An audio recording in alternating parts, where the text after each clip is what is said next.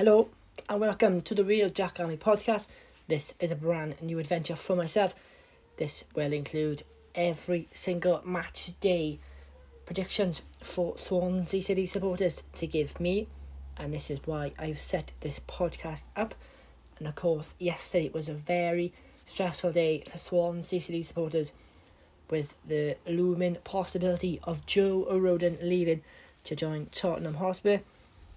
We will find out if he did or not. But first of all, let's get some score predictions in for the 3 o'clock kickoff on Saturday. Today, Swansea City v Huddersfield. Then Swansea City remain unbeaten in the Championship so far. Scott says 3-1 Swans. Jack has given me a 2-0 win for Swans. And then Darren has said Swansea 2, Huddersfield 0. Leslie says, I am also going for a 2-0 Swans win. And then going back to Scott, I asked him the question, can I have your reaction to the Joe Rodon situation and why they have left it so late? The possibility of losing Harry Wilson to our nearest rivals and the possibility of Casey Palmer joining from Bristol City on loan. His response to this was, I am absolutely disgusted with the club leaving Rodon go so cheap. He's worth a lot more than 11 million, and I also think that they were trying to keep this under wraps for as long as possible because the club know how us paying fans would react to the news of Rodon going. I hope we don't lose Harry Wilson to them. I hope Casey Palmer can show us what he is capable of on the pitch, as I don't know much about him, to be honest. And then Jack, who gave me his prediction before, he says, yeah, gutted about Joe, class player, but all well, glad we've got Bennett and the lad from City in. Wilson, I'm not fussed about. He's a good player, but think we'll be fine. And Palmer should be a great addition for depth. Lawrence has said 2-0 Swans for the Hud game. I think our transfer policy has been piss poor. His words, not mine. We should have kept Rodon, and if we lose out on Wilson to Cardiff solely because we were cheap, I'll be raging.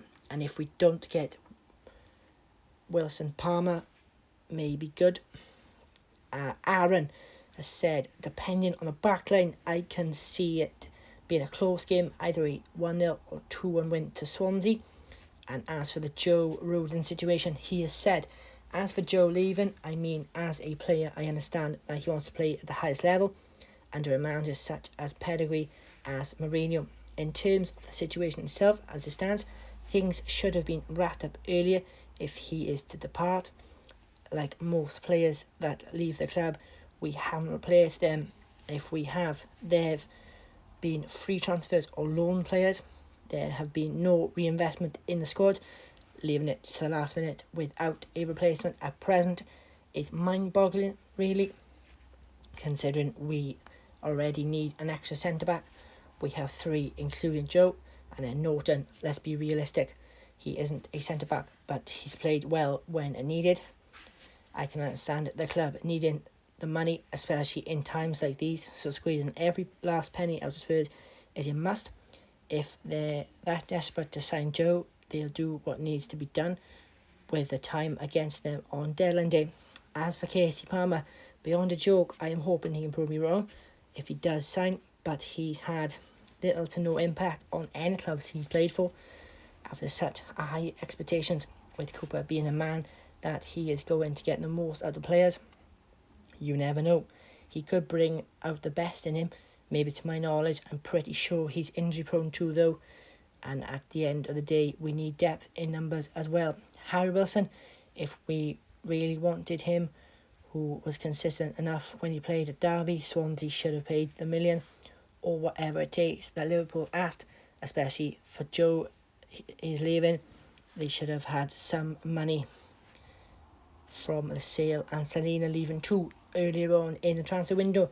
But with the money lying in the Yanks' pockets, I'm not surprised we haven't seen any money invested. Darren has reacted to the Joe Rodon situation too. He says, okay, Joe Rodon leaving, anything less than 80 million would be just silly money. talks to money hungry, greedy people who run the club. We always tend to hold out until the last minute, leaving us no time to get a replacement. Harry Wilson can get 10 to 15 goals in the Championship, and I feel we should be doing that deal. It could mean we will finish 6th instead of 16th.